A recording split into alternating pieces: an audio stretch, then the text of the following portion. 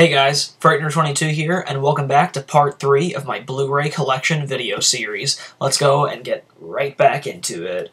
The next one that I got is probably another one of my best-looking Blu-rays, and I did it on a blind buy because I missed it theatrically, but I just knew I was going to love it.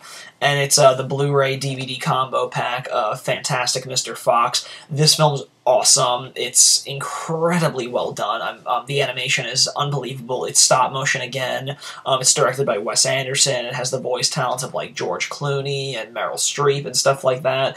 And it's based on a book from one of my favorite authors, Roald Dahl, who wrote like Charlie and the Chocolate Factory and James and the Giant Peach.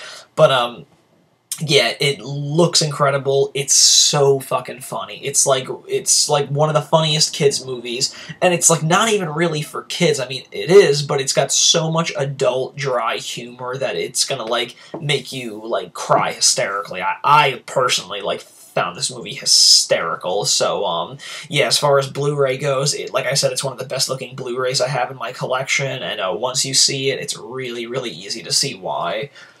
The next one that I have is one that I bought, but I still have yet to watch it, and it's an older film. It's an older sci-fi film, starring Leslie Nielsen, Forbidden Planet. I still have not yet watched this, but I've heard that the Blu-ray reviews are really outstanding.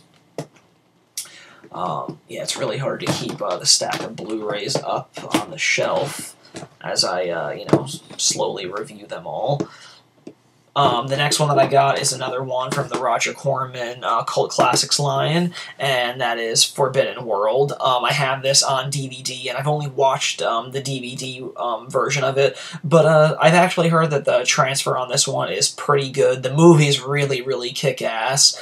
It's basically like an Alien ripoff, but, you know, done the good old Roger Corman way. It's awesome. I friggin' love this movie. It's really good time. The next one that I have, I've shown these before in a previous Blu-ray or DVD update, and I'm just going to brush through them, but this is Friday the 13th, uncut, and still unwatched on Blu-ray for me.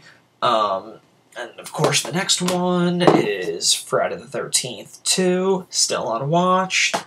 And finally, the next one is Friday the 13th Part 3 3D.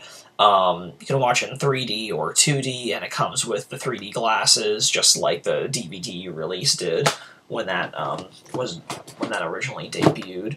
The next one that I have, let me just fix some stuff here before I showcase the next one, and it is actually one that I have watched, so, you know, that's got to give me points for something, guys.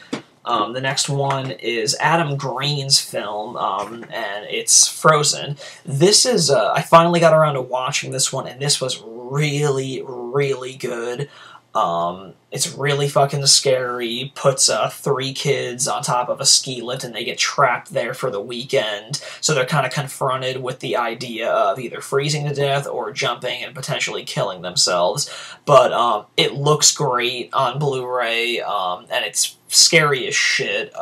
This is actually the first Adam Green film that I've ever seen. But, you know, he's responsible for Hatchet, which I have on Blu-ray, but I still haven't watched it yet. But, yeah, this film is awesome. It's a must-see for sure. Let's see what else we have here. Next one, it's a comedy double feature, actually, of Funny Farm and Spies Like Us. Funny Farm I have never seen before, but Spies Like Us I love, and I think when this came out it was only like $15, and at the time it was like Blu-ray debuts for both of these films, so you know, I figured Spies Like Us and Funny Farm, from which I've heard is hysterical, $15 is a pretty good deal, so I gotta get around to watching that, at least for Funny Farm at the very least. I think I heard that the transfers aren't anything like particularly amazing, but you know, that's that. Moving on, it's another Roger Corman Cult Classics title this time. It's Galaxy of Terror. I have this on DVD as well, but I haven't gotten around to watching the Blu-ray copy of it. The film's awesome. It has Robert Englund and Sid Haig and Aaron Moran, who played Joni from Happy Days, in it. But this one, I've heard the Blu-ray is actually really good. It's packed to the brim with special features, but if you like Roger Corman films, you know, sci-fi flicks, cheesy sci-fi flicks, this is right up your alley. And this, surprisingly, was, there's a scene in this, James Cameron, who of course would go on to direct, you know, monster hits like Titanic or Avatar, did work on this. I believe he was like a second unit director, and he shot the, I think he shot the infamous maggot rape scene in this, from what I've heard, and Bill Paxton was actually a production designer on this. So it's like, you can, you know, fucking root everybody back to Roger Corman. It's ridiculous. The next one that I got is, you know, a classic film, and it is Ghostbusters on Blu-ray.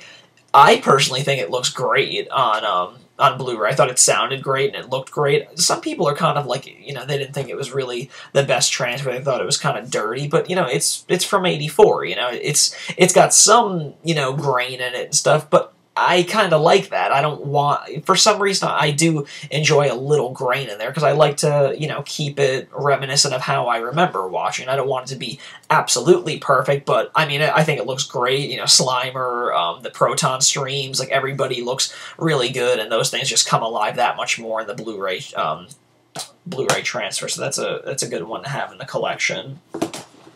The next one is a film that I did review in the At the Movies section, and it's the 2-disc digital copy edition. Yet again, the digital copy bullshit. It's G.I. Joe, The Rise of Cobra. I enjoyed the hell out of this movie. I kept telling people that this is the movie that Transformers 2 wanted to be, but just failed miserably. But, yeah, this one looks great. I haven't gotten the chance to watch it on Blu-ray, as per usual with fucking practically all my Blu-rays, which is pathetic.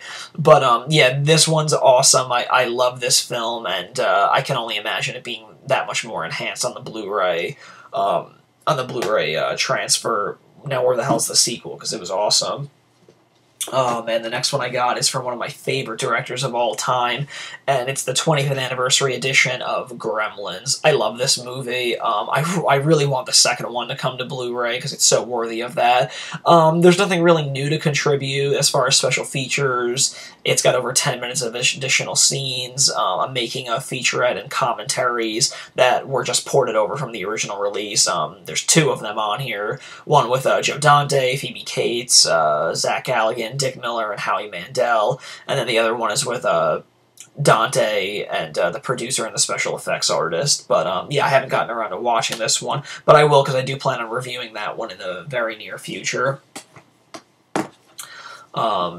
The next one I got was a recent buy, and I got a crazy good pre-order price for it. I think I pre-ordered it within the first few hours, then it went up, and I'm still convinced that it was like a pricing glitch, but nonetheless, I got this 2-disc collector's edition for $13.99 the day it came out, Grindhouse. This is you know, the edition of both films all in one, with the trailers intact. Still haven't gotten around to watching it. It's a pretty lengthy watch, but I've heard that it looks incredible. A lot of people were griping over the audio specifications on this. I don't think it's really anything that's going to bother me too much. The next one that I have is 1978's classic Halloween. I haven't watched the whole thing of this. I kind of grazed through scenes, but it looks really, really great. The leaves, you know, just like the depth and in people's faces, like just everything looks really, really solid and tight on this. And this is a good Blu-ray to add to people's collections, because it's you can get it on the cheap now. I think it's normally priced at like $10 at most places. But yeah, I mean, the film's obviously classic, and the Blu-ray treatment's actually surprisingly really good for an older flick. The next one that I have, I mentioned earlier, this is the unrated director's cut of Adam Green's Hatchet.